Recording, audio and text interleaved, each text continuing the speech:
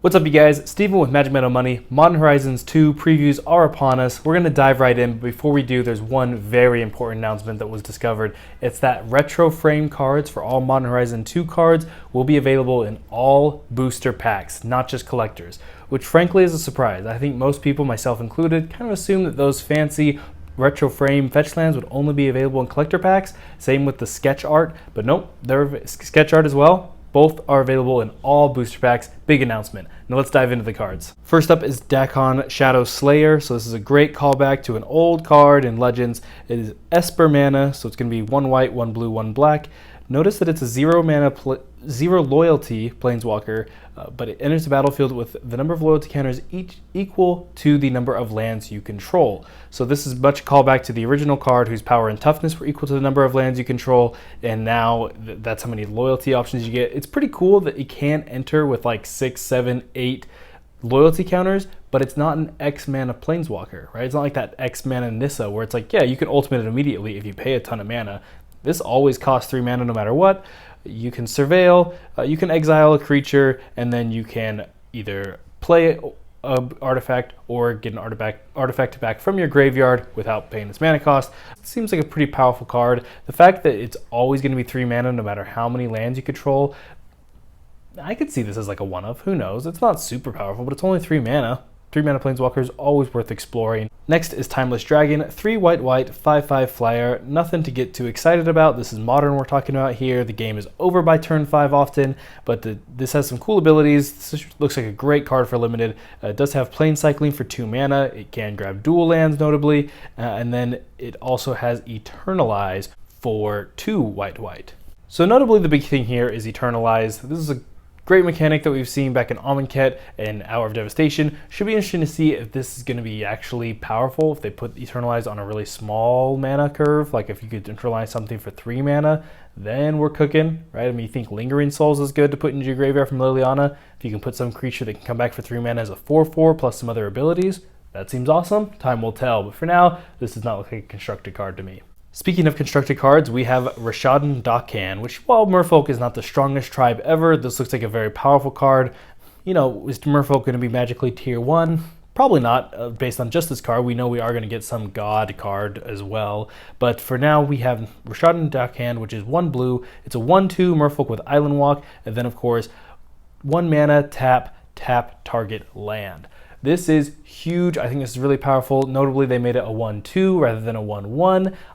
Probably because of Wrenn and 6 and Plague Engineer, they're realizing if they want Trouble Decks to be a thing, they got to start putting them with 2 toughness right off the bat, whatever. I think this is a really powerful ability. The fact that Rashad Port costs you 2 mana, right, 2 lands. This one costs you a creature and a land. Very different. This looks like a very powerful effect to disrupt your opponents. I could see this absolutely being played in Merfolk, and maybe Merfolk making a splash again. Pun intended. Next up is Grief, 2 black, 3/2 Menace. Again, nothing to blink your eye at, but hey, it enters the battlefield and you get a Thoughtseize, right? You get a target opponent reveals their hand, you choose a non-land card and they discard it. All right, that's a really powerful, nice enter the battlefield effect, but for 4 mana, by the time you're doing this, maybe you have a Birds of Paradise, you're doing this on turn 3.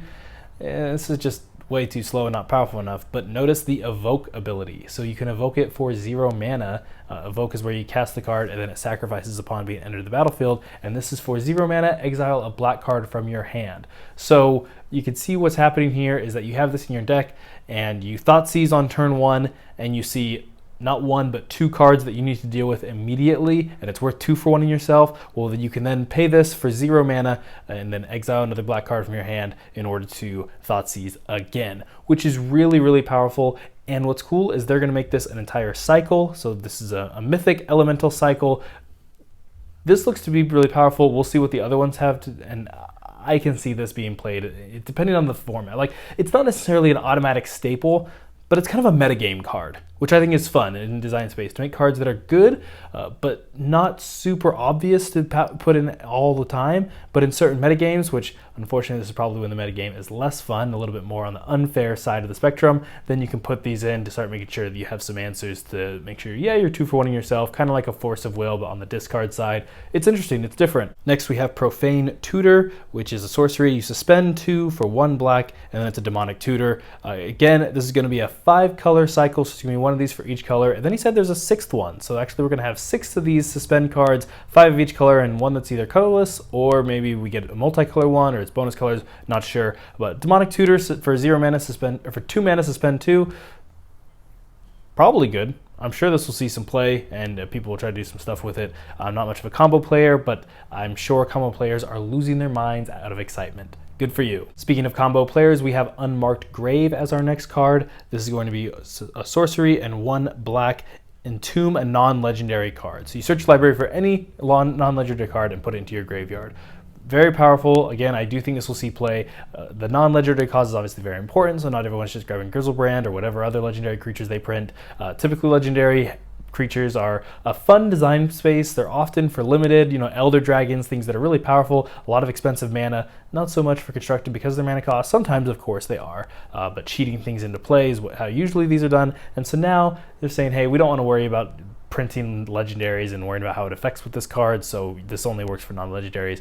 Great restriction. Again, we'll likely see play. I see this being a very powerful effect for Reanimate. Next, we have our dinosaur, Thrastar something, Tempest Roar. This is a 12 mana card, so 10 green, but notice that its mana cost is reduced by 3 for each card you have cast before. So this is like going off the Storm mechanic, which he did say is going to be the red-green limited mechanic, which is really interesting.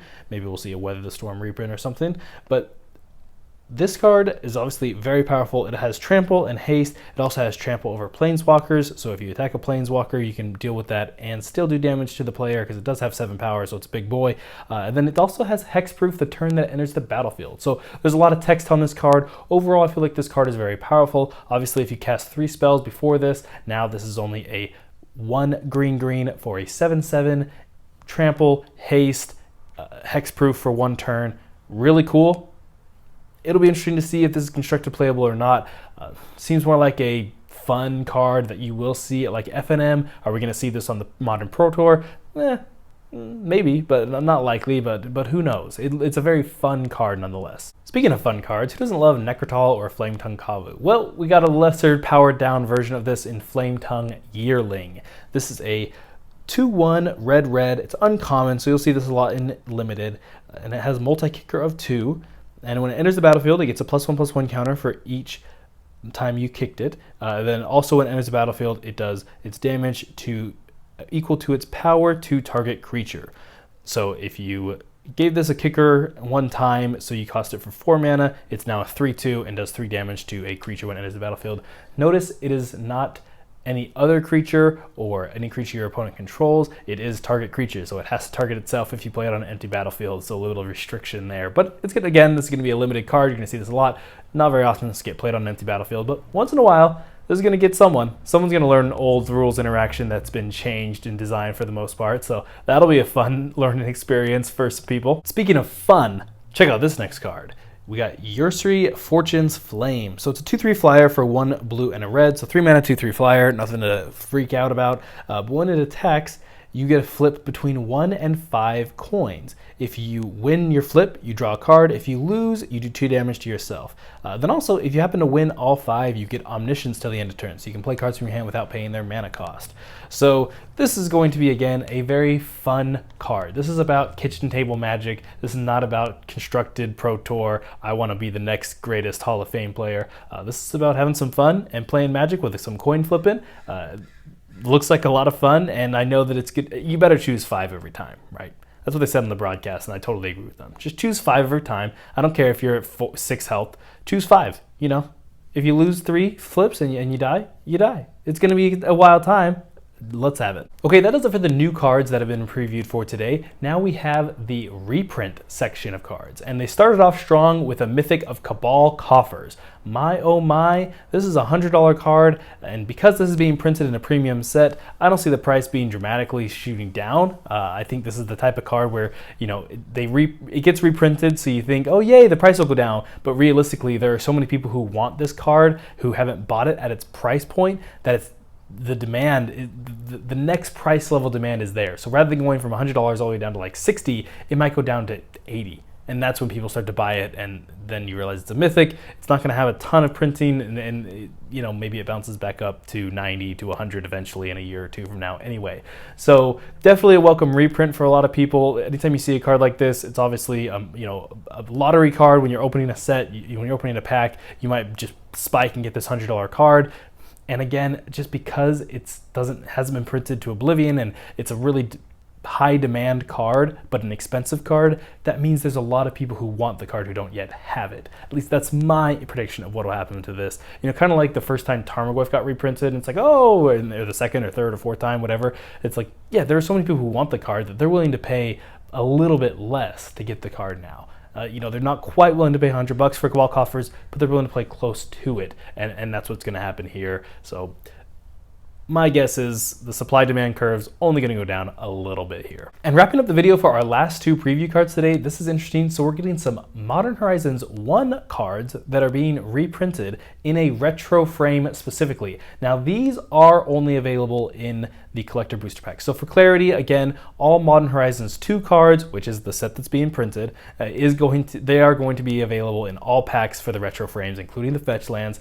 But the Modern Horizons 1 reprints that are in Modern Horizons 2, if that's not confusing enough for you, will only be available in retro frame in the collector boosters. And we have both Giver of Runes and Force of Negation as the two cards that they showed us for today. There's going to be a bunch of these.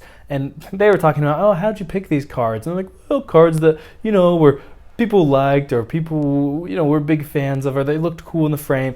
These are both Legacy playable cards, and they see play in Legacy, and so, you know, that is clearly a big factor. Now, Mother of Runes, of course, is the better version, but the 2 toughness makes a big difference, also with the creature type. So that's what we see Giver of Runes seeing play in Legacy, and then Force of Negation, obviously a very powerful card. Exiling is very powerful, and sometimes you want more than 4 Force of Wills. So these are both Legacy cards, and of course, as we know from Time Spiral Remastered, when they started introducing the retro frames, they said, hey, we're going to give this effect and this card style to cards that are seeing play in older, more eternal formats, Legacy, Modern, and so it's not surprising that they're choosing the cards from MH1 that immediately went into Legacy. That's it for today's video. This is going to be a fun set. I am very excited. I hope you all are excited too, and I'm going to keep doing a lot of previews for this season, so make sure to hit like and subscribe to tune in for more videos starting next week.